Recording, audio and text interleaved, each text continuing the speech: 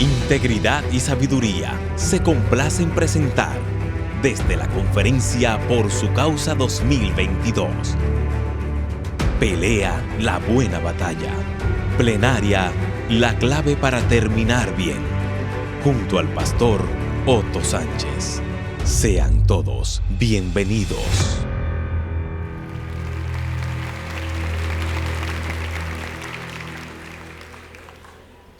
Muy buenos días. El Señor nos bendiga a todos. Es muy bueno estar aquí y vernos nuevamente. Y después de este periodo que hemos venido atravesando en el mundo de pandemia y cuarentena, esta es una muy buena oportunidad para reencontrarnos y disfrutar de la comunión cristiana. Así que damos muchas gracias al Señor, tomando en cuenta que el COVID todavía está. Donde quiera que están 2 o 3 reunidos, ahí está el COVID en medio de ellos. Entonces, damos gracias que el Señor no nos hace tener miedo, sino que nos permite reunirnos con el propósito de exaltar su nombre. Damos muchas gracias al Señor por esta extraordinaria exposición de la palabra que hizo Miguel, y sabemos que de alguna manera u otra todos fuimos ofendidos y sacados de nuestra zona de confort para hacer lo que Dios nos ha enviado a hacer. A mí me toca el tema cómo terminar bien su ministerio. Algo que todavía yo no puedo decirlo a cabalidad, porque yo no lo he terminado. Sí, los años han pasado, ya uno no tiene la misma agilidad de antes, pero todavía no lo he terminado. Lo que quiere decir que mientras preparaba y oraba y meditaba en todo esto que voy a estar compartiendo con ustedes, también me sentí retado. Y con temor y temblor me paro aquí a atreverme a hablar de este tema. El apóstol Pedro es una de las figuras más importantes del Nuevo Testamento. Una persona controversial, muy espontánea, impredecible, que muchas veces personifica lo que nosotros debemos, de alguna manera u otra, evitar.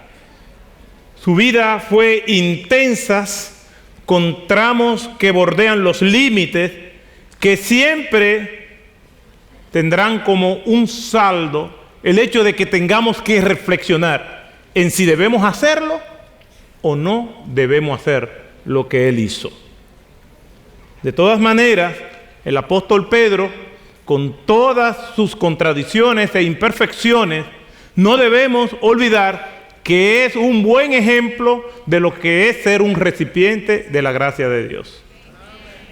Fue Pedro quien predicó el sermón en el Pentecostés, como resultado del cual vinieron a los pies de Cristo unas 3,000 almas. Fue por el testimonio de Pedro y Juan que una persona discapacitada de las piernas pudo caminar. Y fue por Pedro, como instrumento de Dios, para que nuevamente, por su predicación, vinieran más de 5,000 personas. Estos y otros acontecimientos más en su vida nos llenan de esperanza. Porque si bien es cierto que por lo que nosotros vemos en el registro de los evangelios y aún en el libro de los Hechos y Gálatas, vemos que Pedro tenía altos y bajos.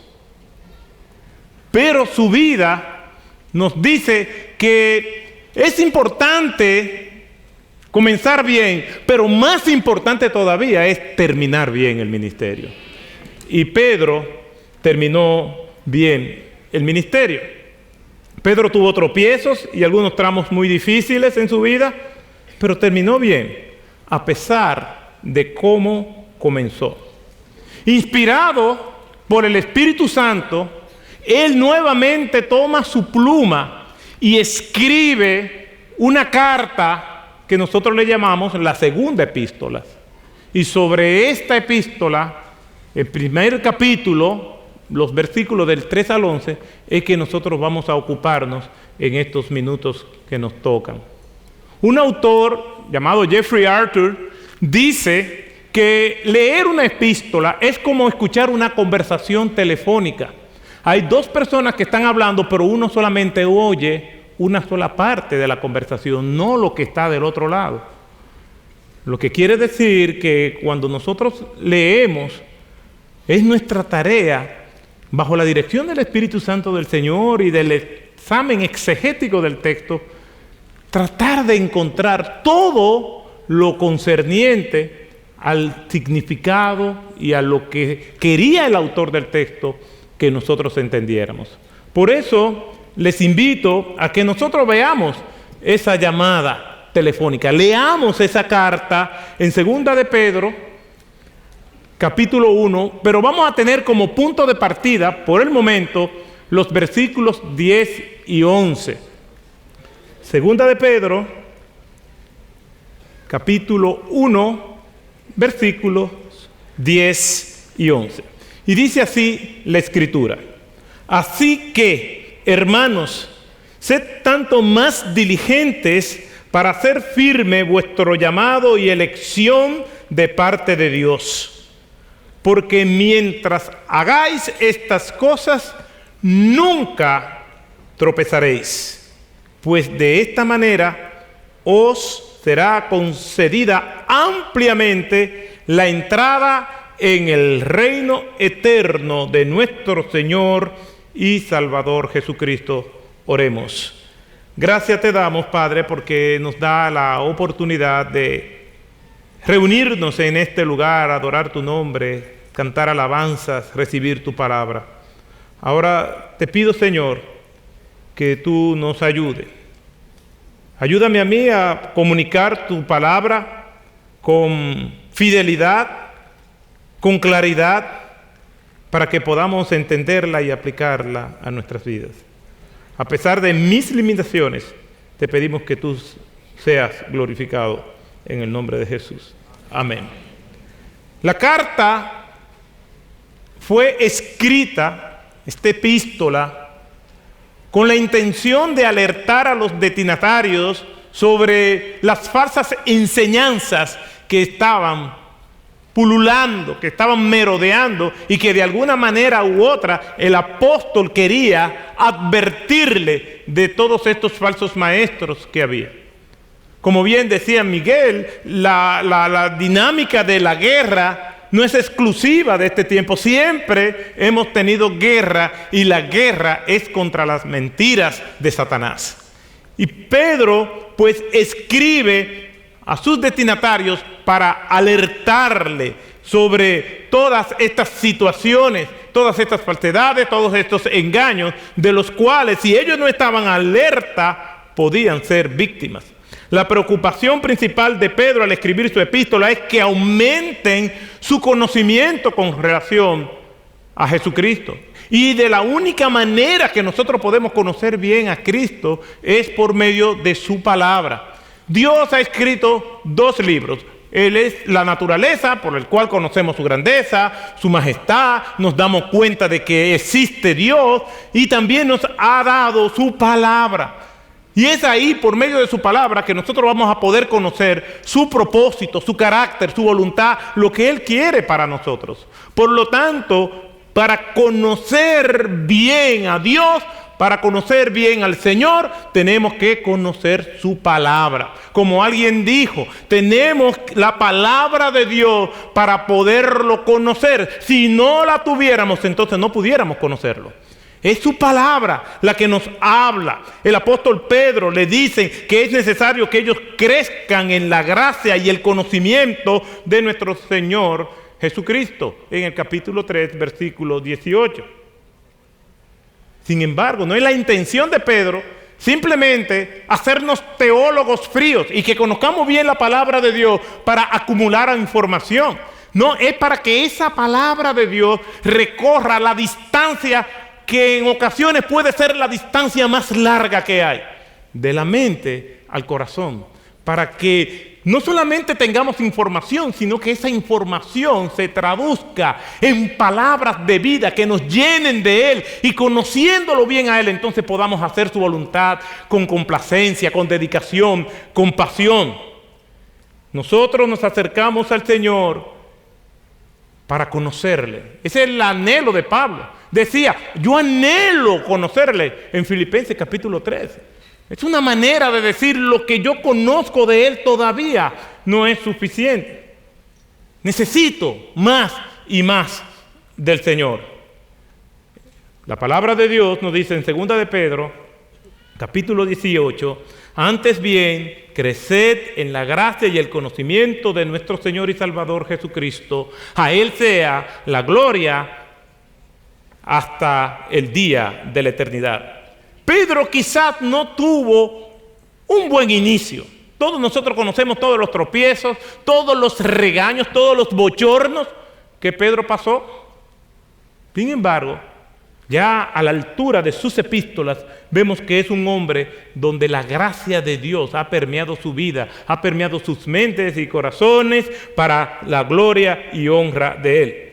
Por la gracia del Señor, Él pudo terminar bien. Y vamos a ver en estos versículos que vamos a estar estudiando a continuación, ¿qué consejos puede darnos Pedro? No solamente por el hecho de que nosotros lo vamos a leer y que están divorciados de su vida. No, es que su vida es un testimonio de la gracia de Dios, y así como Él terminó bien, nosotros podemos terminar bien. Vamos a estar leyendo estos textos que sirven como indicadores para terminar bien un ministerio. De hecho, como le dije al principio, yo estoy luchando por terminar bien. Trato de vivir mi vida sin ningún tipo de presiones. Le pido a Dios que lo único que yo quiero de Él es que me ayude a terminar bien el ministerio. Es lo único. Incluso podemos ver personas que han bendecido nuestras vidas y al final, en el otoño, en el invierno de sus ministerios, hay todo un desastre que nos llena de decepciones, de dolor, de tragedia. Por eso yo creo que este tema es de vital importancia, y vuelvo y le digo con temor y temblor, le pido yo al Señor que lo que yo esté predicando hoy en día o en este momento, después más tarde, nadie diga, wow, mira el sermón que predicó en Por Su Causa este. Así que oren por mí, para que el Señor me ayude, porque esto también yo lo asimilo para que permee mi alma y mi corazón para poder aplicarlo. ¿Qué necesitamos para poder terminar bien un ministerio? Vamos a leer los versículos 3 y 4. Pues su divino poder nos ha concedido todo cuanto concierne a la vida y a la piedad, mediante el verdadero conocimiento de aquel que nos llamó por su gloria y excelencia. Versículo 4. Por medio de los cuales nos ha concedido sus preciosas y maravillosas promesas, a fin de que por ellas lleguéis a ser partícipes de la naturaleza divina, habiendo escapado de la corrupción que hay en el mundo por causa de la concupiscencia.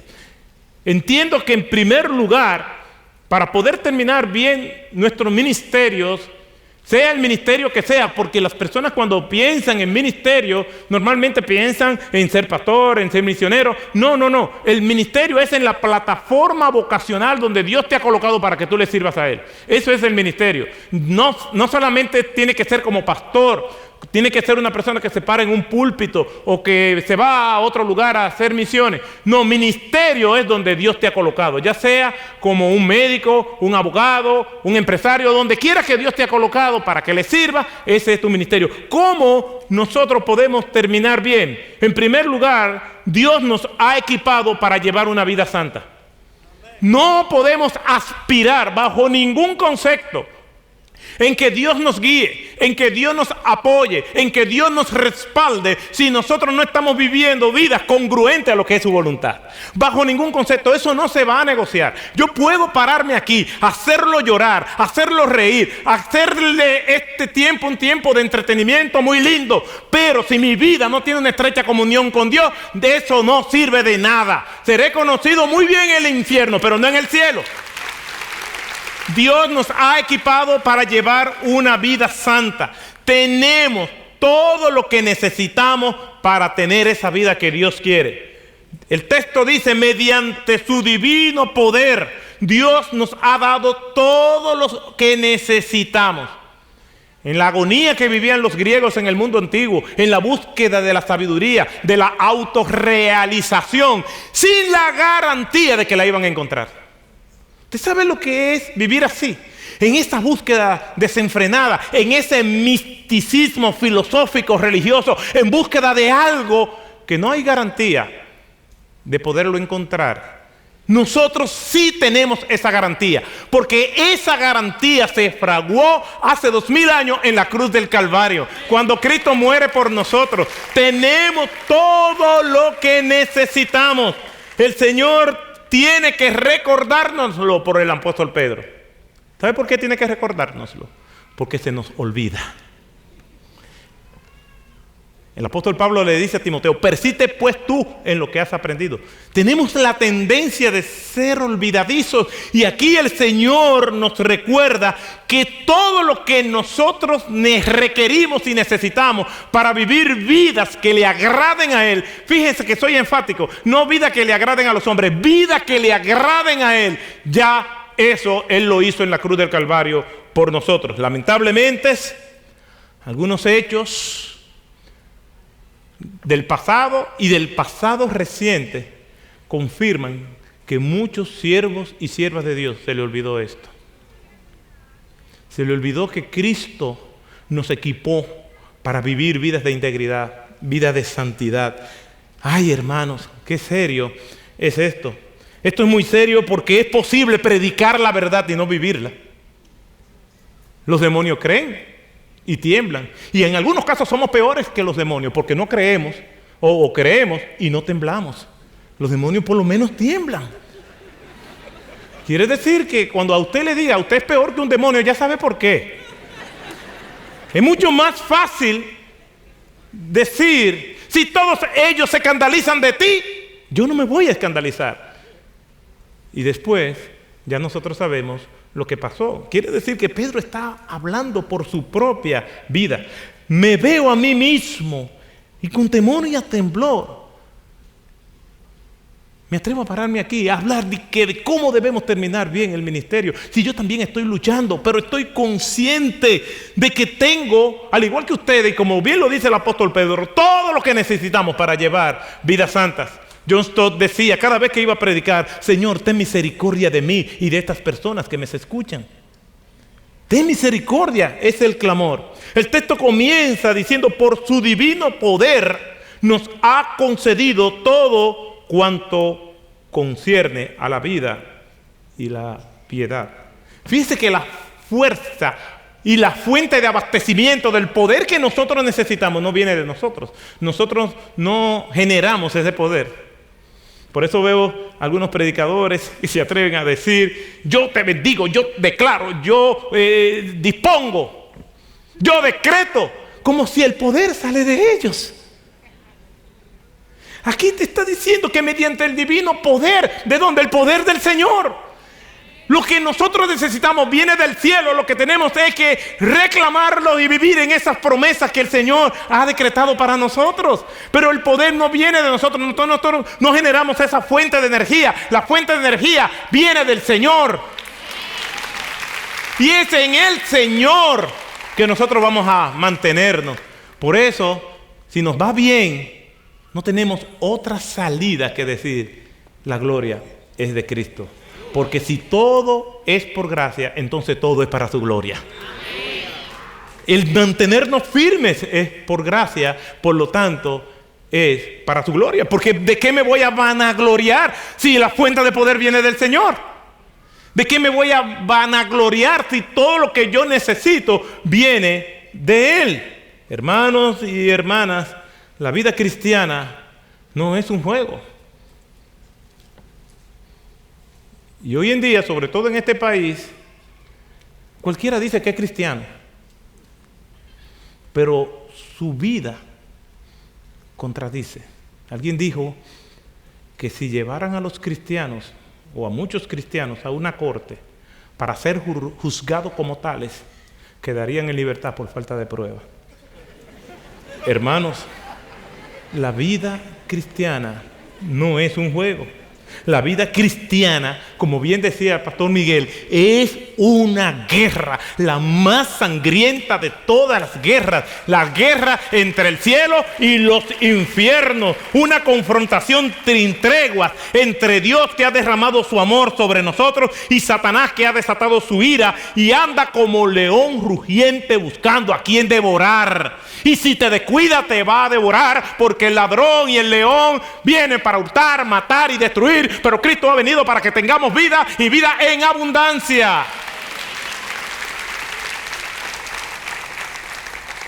Y definitivamente Dios ha venido orquestando todo, porque cuando a uno le toca predicar de segundo, uno ve que todos los versículos que uno escogió, el otro lo está diciendo, pero ya él lo dijo. Y cada vez que Miguel decía un versículo, yo, ay, ya me está cogiendo el sermón a mí también.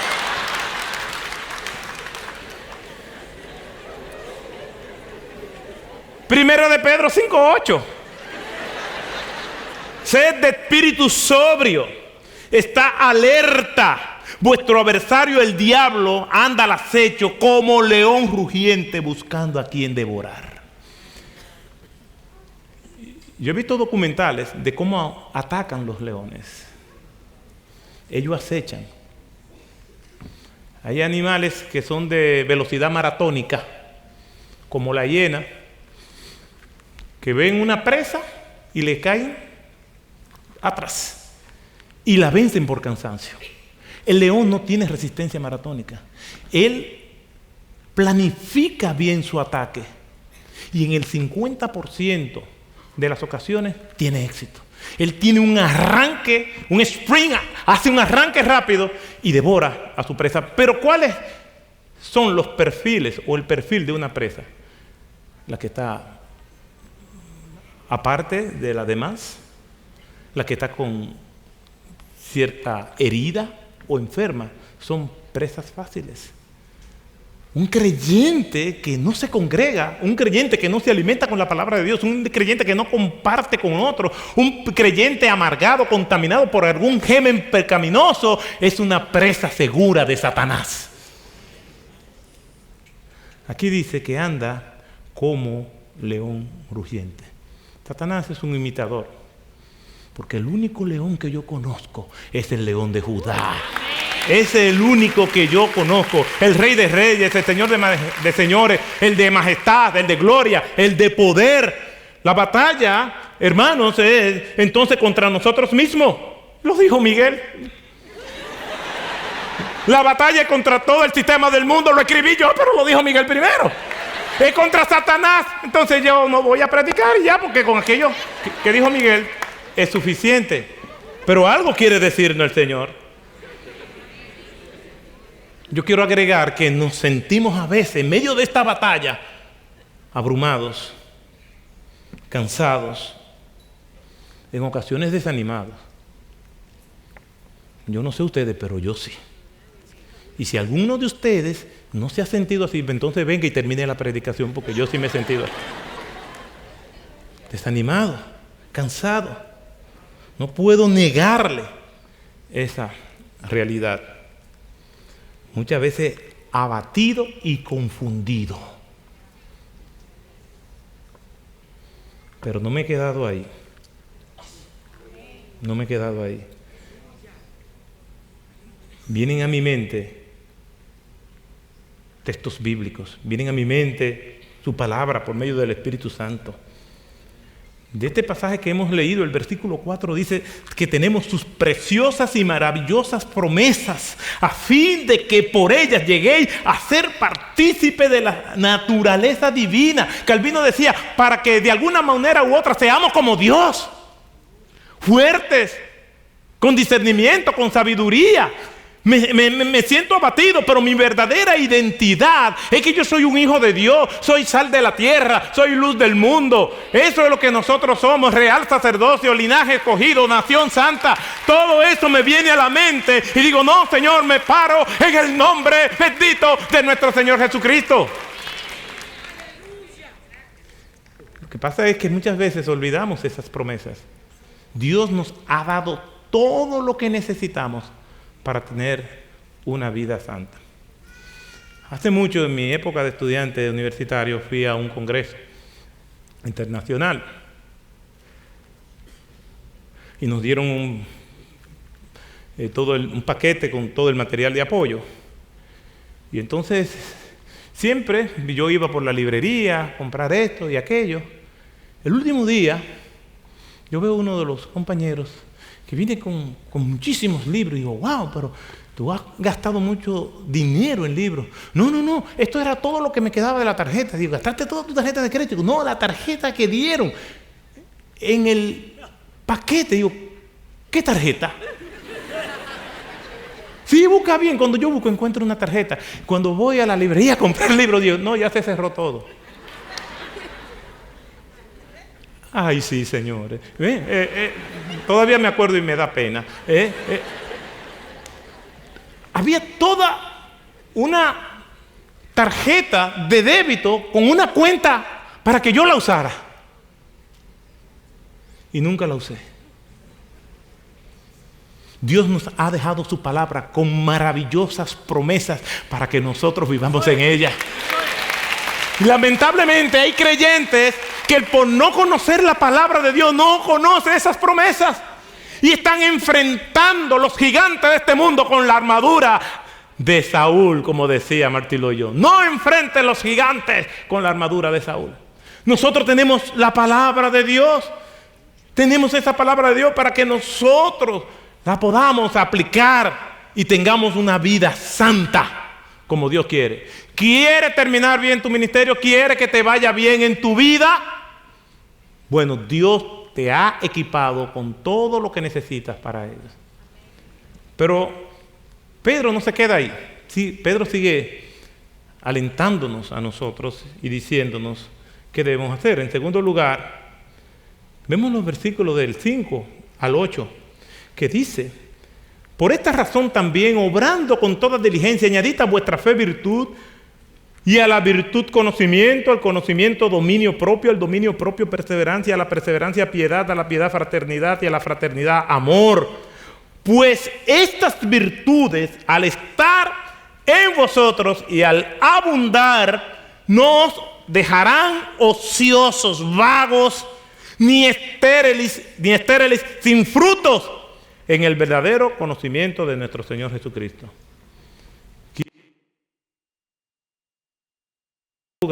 Dios espera entonces que vivamos en esas promesas y seamos productivos. Dios espera que seamos íntegros y seamos productivos. El apóstol Pedro en estos textos pasa de hablar de Dios y de sus promesas para enfocarse en nosotros. Pedro nos dice lo que Dios ha hecho en pasado y lo que nosotros debemos de hacer en presente. Nos pide que nos esforcemos en toda manera posible de lograrlo. Aunque el apóstol Pablo se convirtió después de Pedro, impactó grandemente el pensamiento de Pedro. Y en algunos pensamientos Pedro pues no podía asimilarlo totalmente.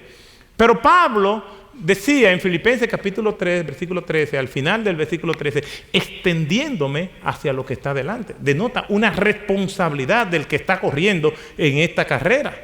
del que está sirviendo a Dios. Es verdad, Dios tiene todas estas promesas que son para nosotros, todo lo que nosotros necesitamos está en su palabra, pero nosotros tenemos que aplicarlo a nuestra vida. Tenemos que usar la tarjeta de crédito, tenemos que usar esa cuenta que está a favor de nosotros. Todo eso que el Señor ha hecho, tenemos que vivirlo. Y en ese sentido somos socios del Señor. Jesús va a resucitar a Lázaro y le dice a los que están ahí: muevan la piedra.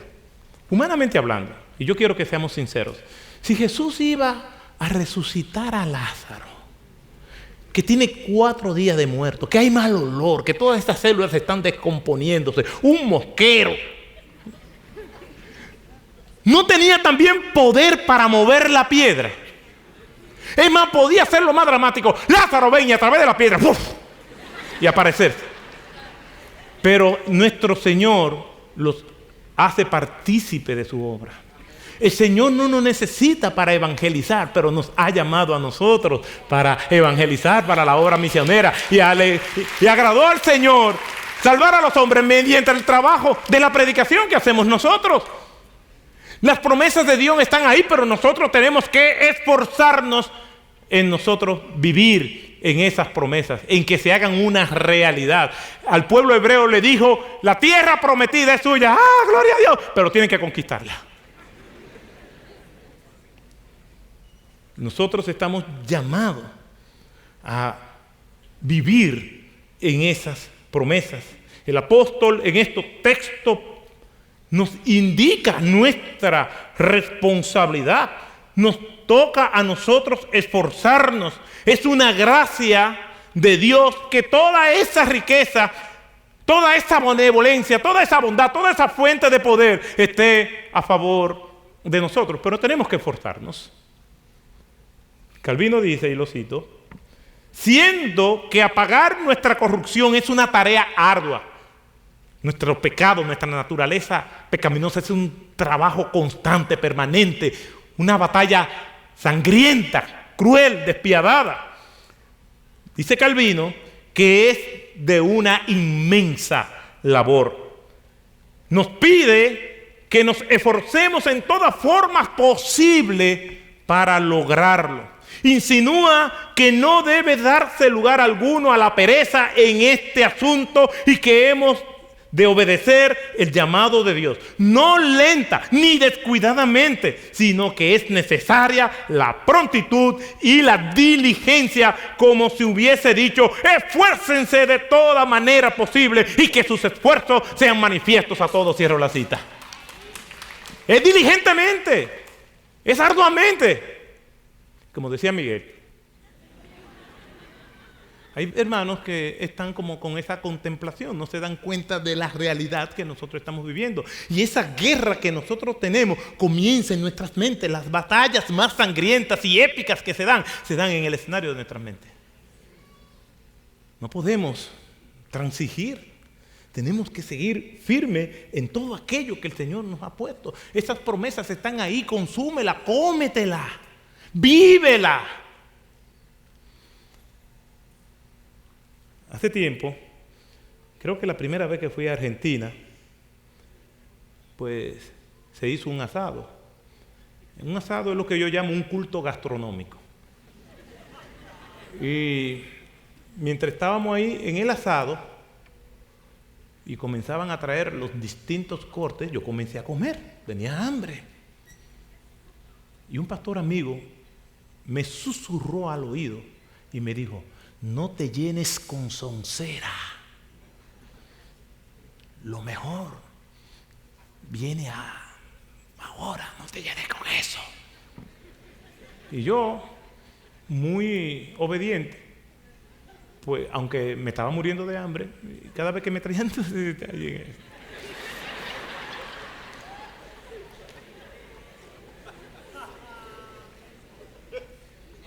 Si nosotros no nos llenamos de Cristo, nos vamos a llenar con soncera. Si Cristo no nos suple, no nos abastece para darle sentido y propósito a lo que Él nos ha llamado, entonces vamos a tener que llenarnos con todas las golosinas y dulces y confiterías del mundo que entretienen pero no alimentan. Vamos a tener que compensar la falta de Cristo con otras cosas. Y Cristo es todo y sin Cristo nada. La vida cristiana no es un buffet donde yo me sirvo lo que yo quiero. Échame esto, échame aquello. No, es una comida única que nos la comemos porque tienen todos los nutrientes que necesitamos para glorificar al Señor, para vivir en sus promesas y para tener ministerios fructíferos. Dios no sabe lo que es fracaso. Dios no sabe lo que es tropezar. Nosotros sí, pero para evitarlo tenemos que ampararnos en la gracia del Señor. Vivir en sus promesas. El crecimiento espiritual no es automático. Requiere la abnegación, la cuota de dolor por agradar a Dios. A mí no me gusta el dolor. No sé si alguno de ustedes disfruta el dolor. A mí no me gusta.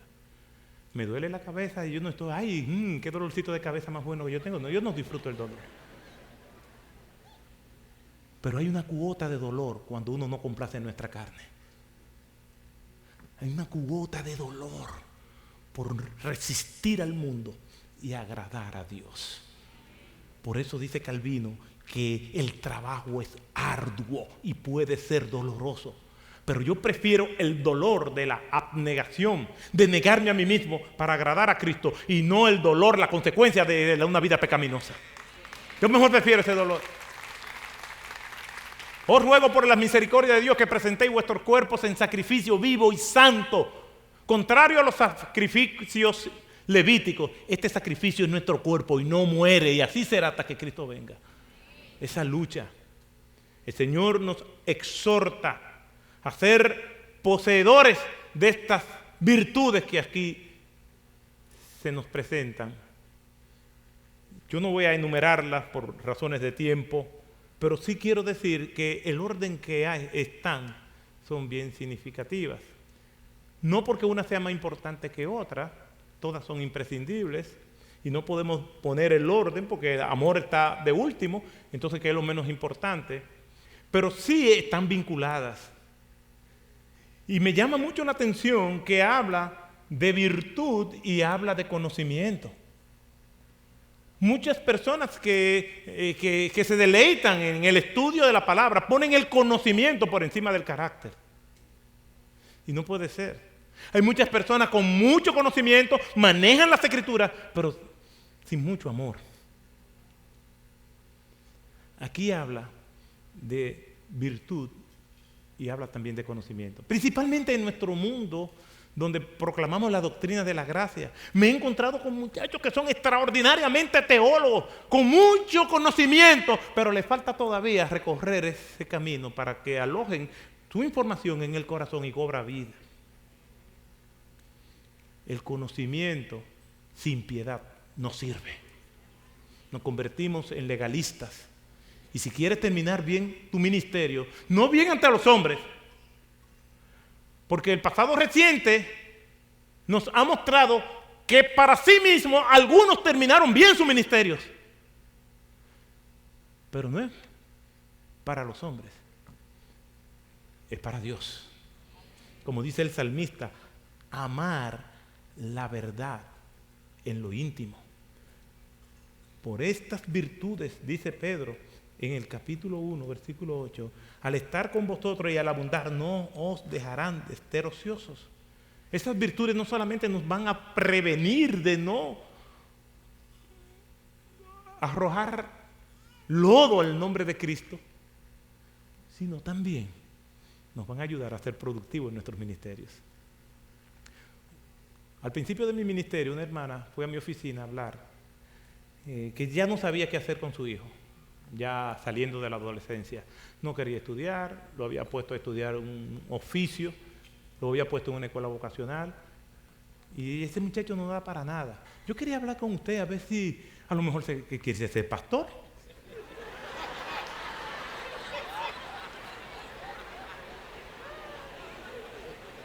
¿Usted está oyendo? O sea, él no da para nada, entonces a lo mejor quiere ser pastor. Y lo cierto es que por el testimonio de algunos pastores, sus ovejas creen que los pastores en sentido general son unos vagos. Y si hay algo que el pastor tiene que ser es proactivo. diligente, trabajador, porque a esto es que nos llama la palabra de Dios.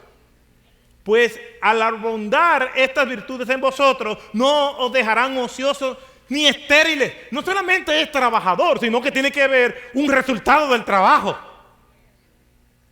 Y no estoy hablando de ser famoso, que todo el mundo conozca lo que tú haces, sino que podamos tener una limpia conciencia de que nosotros somos productivos para la gloria de Cristo.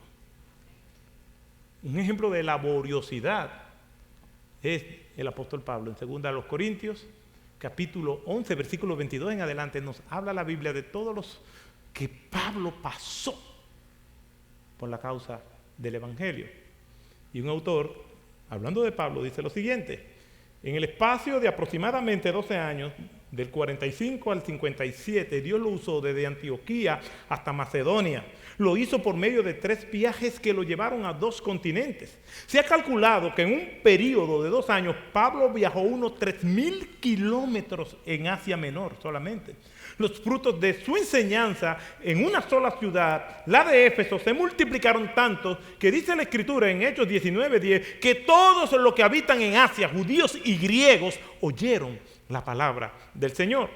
Cuando terminaba en Corinto su tercer viaje, escribió a los romanos diciendo que desde Jerusalén hasta Ilírico todo lo he llenado con el Evangelio, y ahora, no teniendo más campos en estas regiones, iré a vosotros. Romanos capítulo 15, 19 y 23 y 24. Además, fue en esa época donde Pablo escribió 6 de sus cartas, incluyendo las epístolas mayores. 1 y 2 los Corintios, Romanos, cierro la cita.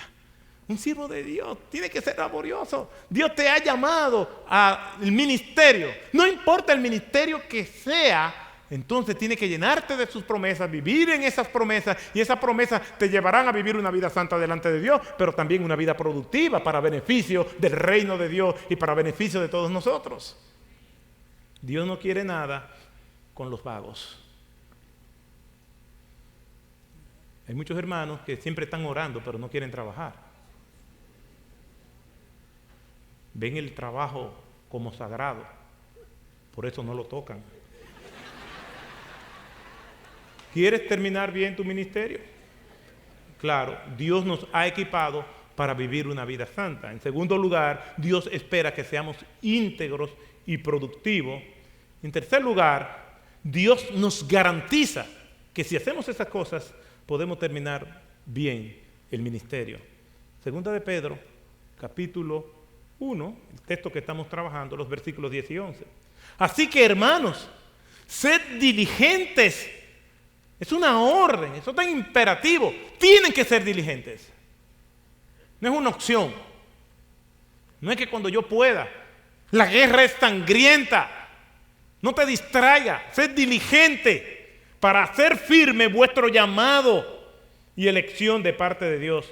Porque mientras hagáis estas cosas, nunca tropezaréis. Dice, nunca tropezaréis. Pues de esta manera os será concedido ampliamente lo que el Señor nos ha prometido: la entrada al reino eterno de nuestro Señor y Salvador Jesucristo. Estamos en unos momentos de la historia, como bien dijo Miguel, más difíciles y complicados. Dios quiere hombres y mujeres que se pongan delante para hacer el ministerio a lo cual Él ha llamado a cada uno de nosotros. No solamente en el ministerio pastoral, como misioneros, maestros, en donde Dios te ha colocado. Nombres como Saúl, como Judas, como Demas, confirman que se puede comenzar bien y terminar mal. Hombres sonoros. ¿Cuántas cualidades no tenía Saúl? Extraordinarias cualidades. Sin embargo, tu vida fue un desastre y terminó mal, y muy mal. El gran reto que tenemos es que cuando culminemos con el último acto de nuestra actuación, cuando caiga el telón que da por terminada nuestra presentación y cuando se ponga punto final a la historia hayamos terminado bien, hayamos vivido conforme a la gracia que se depositó en nosotros. El apóstol nos exhorta mediante 3 declaraciones contundentes de estos versículos 10 y 11, y las resumo. Dios nos ha elegido y Dios nos ha llamado. Debemos mantenernos fieles y podemos tener un buen final para la gloria y honra del Señor. La salvación viene de Dios, y eso es lo que nos dice el texto, que nosotros somos elegidos del Señor. Él nos ha elegido, nos ha llamado. Haced firme vuestro llamado y elección de parte de Dios. No fue que yo me decidí por Dios, ni para tener la salvación, ni para yo servirle. El Señor me llamó a salvación y después me llamó a servirle. No salió de mí, ninguna de las dos. Siempre digo que si la salvación dependiera de los seres humanos, entonces el cielo estaría vacío. Porque Dios no está en la agenda de los seres humanos. Pero bendito sea su nombre, que nosotros sí estamos en su agenda. Y que desde antes de la fundación del mundo, Él nos escogió. Pero Dios es rico en misericordia y nos ha elegido con un propósito. No es solamente ser salvos. Es para que trabajemos en su obra de manera urgente, con esa arenga que nos dio el pastor Miguel. Es urgente el trabajo. Se necesitan hombres y mujeres valientes, porque no nos ha dado Dios espíritu de cobardía. Pero eso que Dios nos llamó a hacer, tenemos que hacerlo bien, porque es para Él. Es para su gloria. Y es para su gloria. Es para su honra. La dramática condición en la que se encontraba el ser humano no puede ser descrita de mejor forma que como la describe Pablo en Efesios capítulo 2, versículos 4 al 6. Pero Dios, que es rico en misericordia, por causa del gran amor con que nos amó, aun cuando estábamos muertos en nuestros delitos, nos dio vida junto con Cristo. Por gracias habéis sido salvados, y con Él nos resucitó, y con Él nos sentó en los lugares celestiales en Cristo Jesús.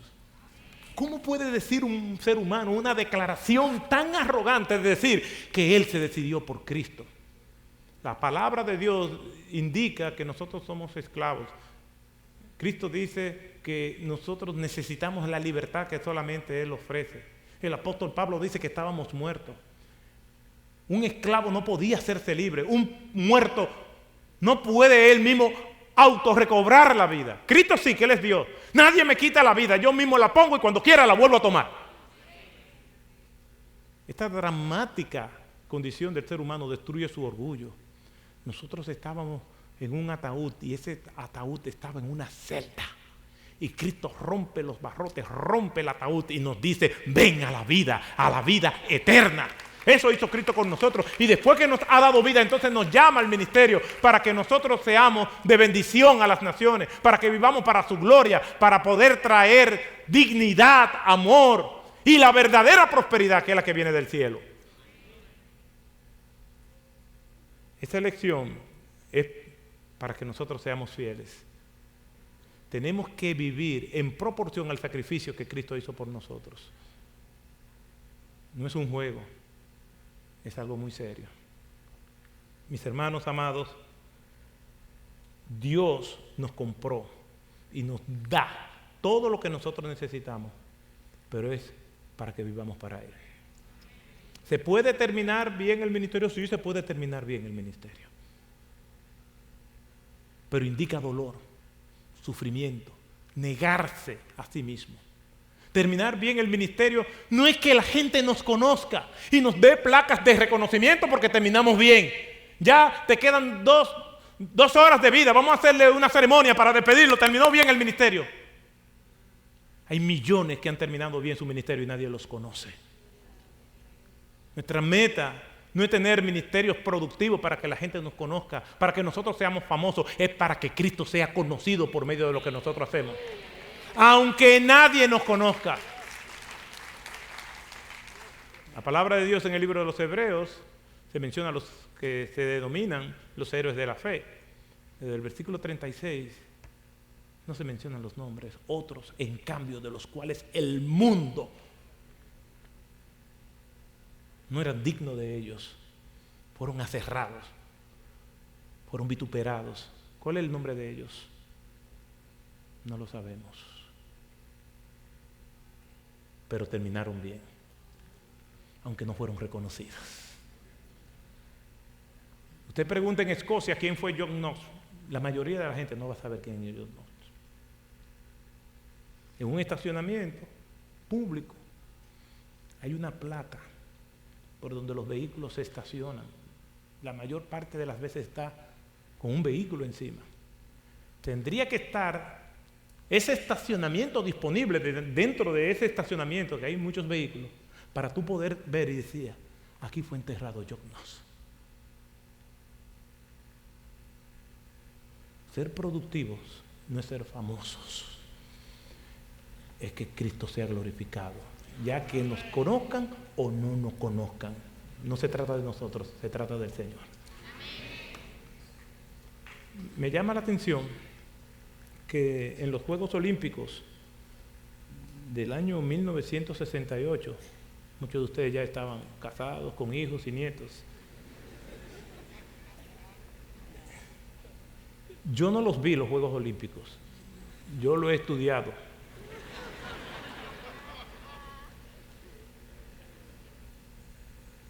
Se celebraron en México y en la carrera de maratón, pues con eso se cierran los certámenes. Y un corredor representante de Tanzania fue el último en llegar. Llegó aproximadamente 1 hora y media después que se cerró la carrera. Se cayó. La Ciudad de México es alta, no estaba acostumbrado a correr en esos lugares. Se sofocó, se lesionó, iba sangrando. Los jueces le decían que dejara la carrera. Los médicos decían, tú no puedes seguir. Y él siguió. Y como él siguió, la carrera no se cerró. Ya la mayoría de la gente en el estadio se había ido hasta que llegó él. 1 hora y media después aproximadamente.